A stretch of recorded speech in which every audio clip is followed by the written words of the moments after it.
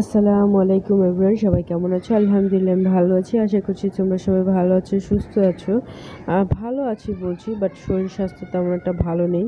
এমনি মনের দিক দিয়েও খারাপ, শরীরটাও খারাপ। তো সকাল সকাল ঘুম থেকে উঠে আম্মু সব কাপড় চোপড় ধুয়ে বিছনা ঝাড়া টাড়া দিয়ে বিছানার চাদর পাল্টে দিছে।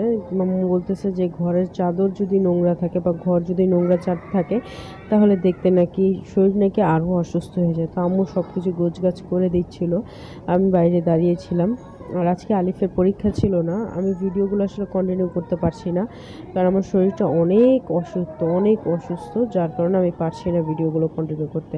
একটা ভিডিও করা, ভিডিওটাকে ফুটেজ ধরা বা ভিডিও এডিট করা অনেক কাজ থাকে, যেই কাজগুলো আমি পারছি না আসলে করতে। তো যাই হোক, আম্মু একা হাতে সব কিছু করছে, নিজের সংসারের কাজগুলো সামলাচ্ছে, আমার সংসারের কাজগুলো সামলাচ্ছে।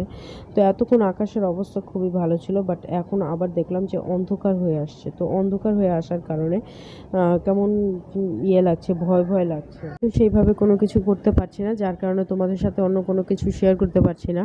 তো আমি আসলে আম্মু বলছিল যে কী খাবা, আজকে কী রান্না করে দেবো। তো আম্মুকে বলছিলাম যে তুমি আমাকে ডিম ভেজে দাও, ডিম সেদ্ধ করে ডিমটা ভেজে দাও, আর হচ্ছে গিয়ে ডাল রান্না করো, ভাত রান্না করো, আর কিছু করা লাগবে না, যেহেতু আমাদের এখানে গ্যাসের সমস্যা অনেক। আর আম্মু ভোরবেলা ঘুমের থেকে উঠে নিজের সংসারের কাজ করে, আমার সংসারের কাজ করা আসলে এগুলো অনেক টাফ ব্যাপার।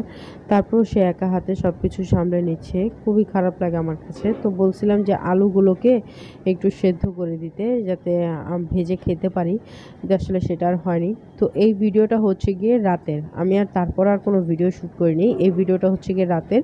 আমাদের একটা বাসায় দাওয়াত ছিল, আমার বড় বোনের বাসায়। তো আমরা সেইখানে সবাই গেছি, কিন্তু আমি যেতে পারিনি, আমার যেহেতু অসুস্থ ছিলাম আর ছেলের পরীক্ষা ছিল, যার কারণে আমি যেতে পারিনি। কিন্তু আমার জন্য আমার বোন সব খাবার পাঠিয়ে দিয়েছে, এমনকি সালাডটা সহ পাঠিয়ে দিয়েছে। আমার ছেলেদের জন্য একটা কেক পাঠিয়ে দিয়েছে, আনাম, সেটা কাটা না। তো এগুলো নিয়ে আসলে অনেক কথাবার্তা বলছিলাম যে দূরে থাকলে বা ভালোবাসা থাকলে একভাবে না একভাবে করাই যায়, তাই না? মনের থেকে আর কি করতে হলে মনটা থাকতে হয়, এটাই হচ্ছে গিয়ে বড় কথা। আর গাছের ওই ডালের উপরে একটা বিড়াল বসে চ্যাও চ্যাও করছিল, সে নামতে পারছিল না। তো এখন আমার পক্ষে তো আর সম্ভব না, তো তার ভিডিওটা একটু করলাম, তোমাদের সাথে শেয়ার করলাম, এই আর কি। চলো, রাত বেজে গেছে 11টা, আমি খাওয়া দাওয়া করে তারপর ওদেরকে নিয়ে ঘুমাবো, কালকে সকালে আলিফের পরীক্ষা আছে। তো আজকের ভিডিওটা কেমন লাগলো সবাই কমেন্ট করে জানিও। সবাই ভালো থেকো, সুস্থ থেকো, নিজে ভালো থেকো, চারপাশের মানুষকে ভালো রেখো।